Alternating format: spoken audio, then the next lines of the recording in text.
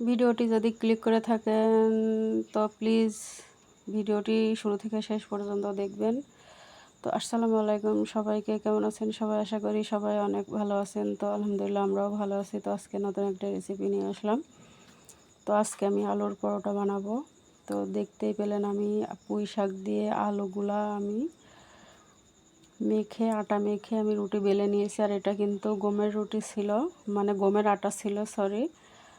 তো আপনারা ময়দার আটা দিলেও হবে, ময়দার আটা দিলে আরও বেশি সুন্দর হবে। আর এই রুটিগুলো কিন্তু অল্প আছে ভাজতে হবে, আর বেলার সময় অনেক সাবধানে বেলতে হবে। এটা যেহেতু গমের আটা ছিল তো আমার একটু হ্যাঁকা ব্যাকা হয়ে গেছে। আপনারা যখন ময়দার আটা দিয়ে রুটি বেলবেন তখন হেভি সুন্দর মানে গোল হবে। তো এই তো আমি একটা পরোটা ভেজে নেব, আর বাদ বাকিগুলো আমি রুটি ভেজে নেব।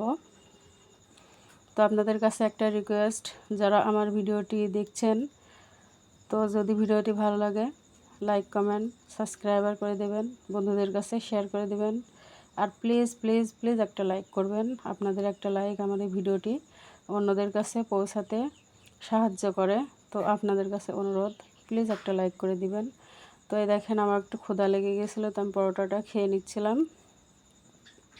তো এখন আমি বাদ বাকি রুটিগুলা বেলে নিয়েছি, এখন আমি এক এক করে ভেজে নিব। তো আপনারা যে যেখানে আছেন আশা করি আপনারা অনেক অনেক ভালো থাকবেন। আপনাদের জন্য অনেক অনেক দোয়া ও ভালোবাসা রইল। আমার ভিডিওটি যারা দেখেন তাদের কাছে আমি ঋণী, অসংখ্য অসংখ্য ধন্যবাদ আপনাদেরকে।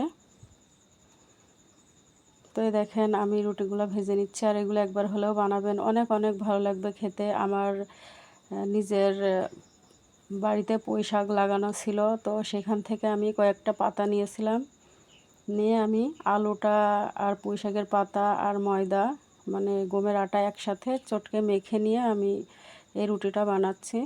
তো অনেক অনেক মজা হয়েছিল খেতে। তো বাসায় একবার হলেও ট্রাই করে দেখবেন, অনেক অনেক ভালো লাগবে। আর রুটির সাথে ছিল আলুর চচ্চড়ি, ছোটো মাছ দিয়ে আলু চচ্চড়ি করছিলাম। তো এই রুটির সাথে এই তরকারিটা খেতে কিন্তু অনেক ভালো লাগে। আপনারা আলু ভাজি করেও খেতে পারেন, আরও বেশি ভালো লাগবে। তো পরোটাটা জাস্ট ওয়াও, অনেক মজা হয়েছিল।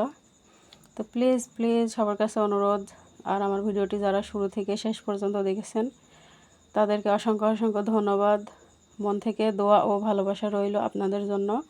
আপনারা যে যেখানে আছেন সবাই ভালো থাকবেন। আবার পরবর্তী ভিডিওতে দেখা হবে। ভালো থাকবেন সবাই। আসসালামু আলাইকুম।